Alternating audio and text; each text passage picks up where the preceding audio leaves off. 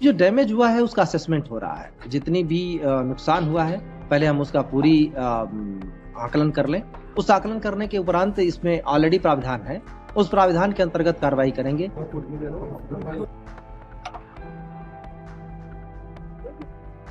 कानूनी तौर पर जितने भी प्राविधान हैं उन समस्त प्राविधानों को लागू करेंगे ताकि इस तरीके की हरकत कोई दोबारा न करने पावे। हम इस उपद्रव में शामिल किसी को भी छोड़ेंगे। उत्तर प्रदेश के संभल में कोर्ट के आदेश पर हुई जामा मस्जिद के सर्वे के दौरान भड़की हिंसा के बाद पुलिस प्रशासन लगातार कार्रवाई कर रहा है।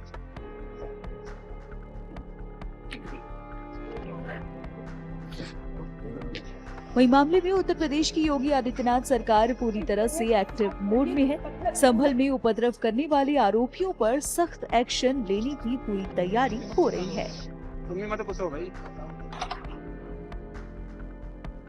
जानकारी के मुताबिक नुकसान का आकलन कर उपद्रवियों से पूरी वसूली की जाएगी।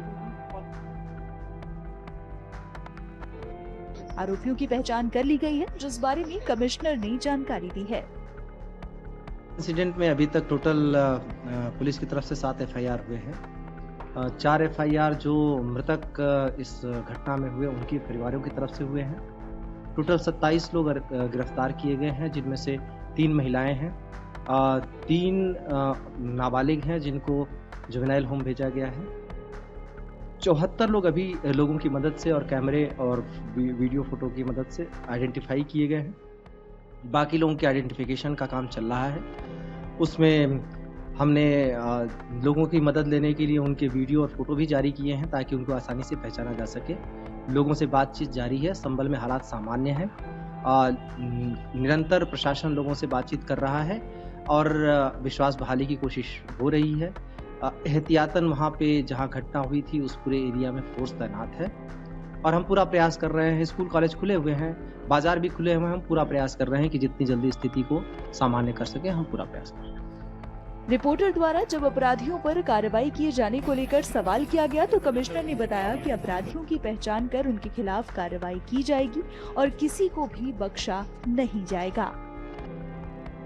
एक आरोप भी लग रहा है डिस्ट्रिक्ट एडमिनिस्ट्रेशन पे कि एक जो दल वहां से जा रहा था सर्वे के उपरांत, तो उसमें पर्टिकुलर नारे लगाए जा रहे हैं, लेकिन उनके खिलाफ कोई कार्रवाई प्रशासन की तरफ से नहीं की। देखिए, उस वीडियो को हमने देखा भी है, उसकी पड़ताल भी की है।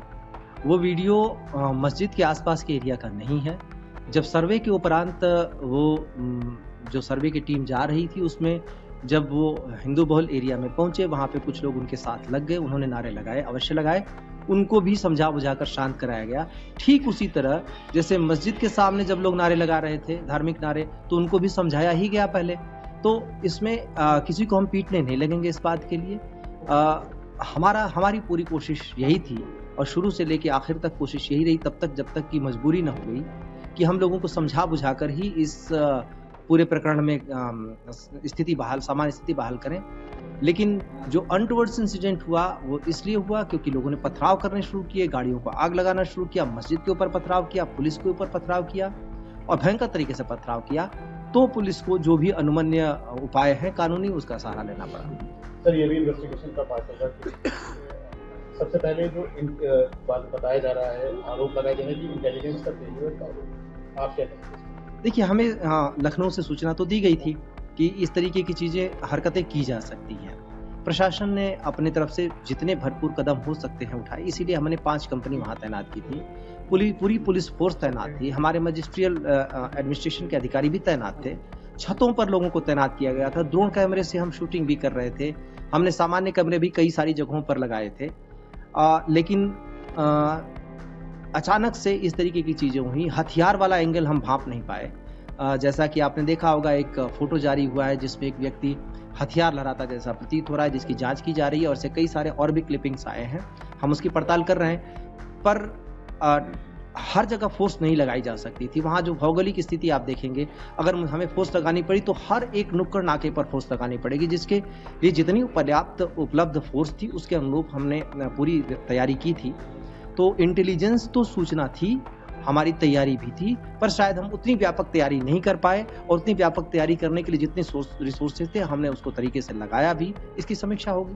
सर, शासन की तरफ से एक पीएसी की बटालियन भी संभल में लगाने के लिए आपने शासन को कुछ पत्र लिखा है कि बटालियन संभल परमानेंट होगी? हमने वहाँ पे रैपिड एक्शन फोर्स भी मंगाए हैं, हमने फर्दर फोर्सेज भी मंगाए हैं, ताकि स्थिति में कोई भी दोबारा इस तरीके की घटना को कारित न कर सके। इसके लिए पूरे जितनी आवश्यक फोर्स है वो हमने मंगा ली है। प्रशासन की सरकार की तरफ से भी जारी हुआ है कि जो आरोपी हैं उनके खिलाफ कार्रवाई की जाएगी, पेनल्टी भी इम्पोज की जाएगी। इस दिशा में क्या प्लानिंग है? देखिए, अभी जो डैमेज हुआ है उसका असेसमेंट हो रहा है। जितनी भी नुकसान हुआ है पहले हम उसका पूरी आकलन कर लें। उस आकलन करने के उपरांत इसमें ऑलरेडी प्रावधान है, उस प्रावधान के अंतर्गत कार्रवाई करेंगे। कानूनी तौर पर जितने भी प्रावधान हैं उन समस्त प्रावधानों को लागू करेंगे ताकि इस तरीके की हरकत कोई दोबारा न करने पावे। हम इस उपद्रव में शामिल किसी को भी छोड़ेंगे नहीं। सर्वे ना हो सके और दूसरी गली आप देखिए यहाँ ये जो है वो सड़क पे आती है।